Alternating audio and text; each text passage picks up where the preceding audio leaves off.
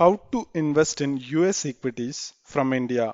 That's our topic for discussion today in the Market Secrets investment series. The short answer is try to invest in a cost effective manner. For a smaller corpus, it makes sense to invest via India-domiciled mutual funds that invest overseas, while for someone with a larger corpus, it could be cheaper to invest directly. Now, let's get into the details. Investing in the US markets can be rewarding if done for the right reasons with right expectations, which we discussed in detail in the last two episodes. When it comes to overseas investments, cost is usually the biggest factor to keep in mind. Unlike market returns, cost is in your control and can be a determining factor in the outcome of your investing journey. There are two main ways in which a retail investor can invest in the US stock market. Number one, direct investing.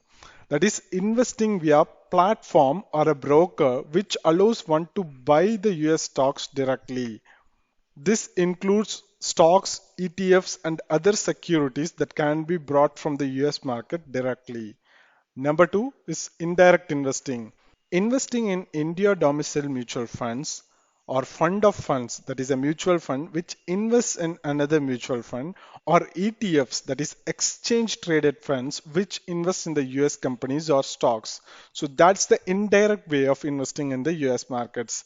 If you are investing in smaller amounts or SIPs of less than 2 lakh rupees at a time, then India domiciled mutual funds are the most efficient choice due to lower cost and a simpler tax compliance process. Let's get into the detailed analysis now. There are India domiciled US index funds available to retail Indian investors at reasonably low cost. For example, the Motilal Oswal S&P 500 Index Fund is available at a relatively reasonable total expense ratio of 0.49. That is as of 2021 and it is applicable for direct plan. So don't opt for regular plan, opt for the direct plan. We discussed about the difference between regular and direct plan in the previous episodes. There are also actively managed mutual funds starting at slightly higher expense ratio, but that is also still within the reasonable limits, and all of these offer exposure to US equity markets. But if you want to invest in US equities directly, then you would run into few challenges. At present, international fund transfer process is messy and expensive. It is mainly because of various reasons. Number one, banks typically charge 500 to 2500 rupees for every single international fund transfer.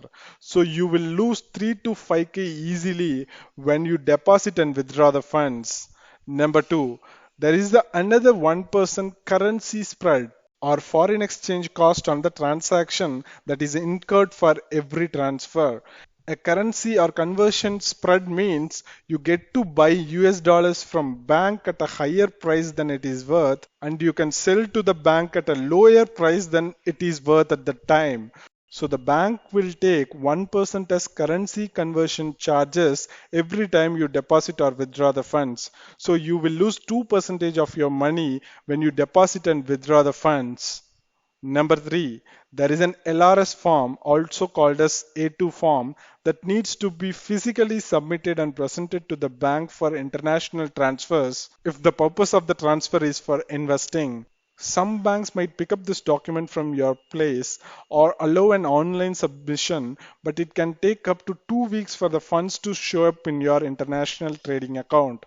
This means that 2 weeks of opportunity and interest cost.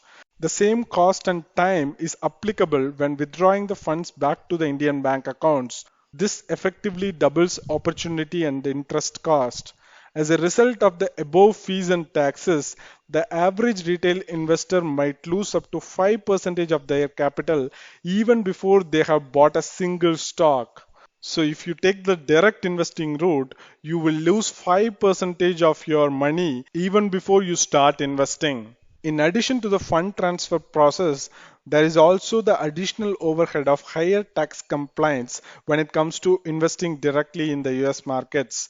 For instance, one has to declare their directly held foreign shares under the foreign assets while filing the ITR. Because of the cumbersome and expensive fund transfer process and additional tax compliance, it is recommended that for now the Indian retail investors should prefer India domicile mutual funds and ETFs for investing in the US. So if the amount you are investing in the US equities is low, that is within 10 lakh rupees, stay with India domicile funds.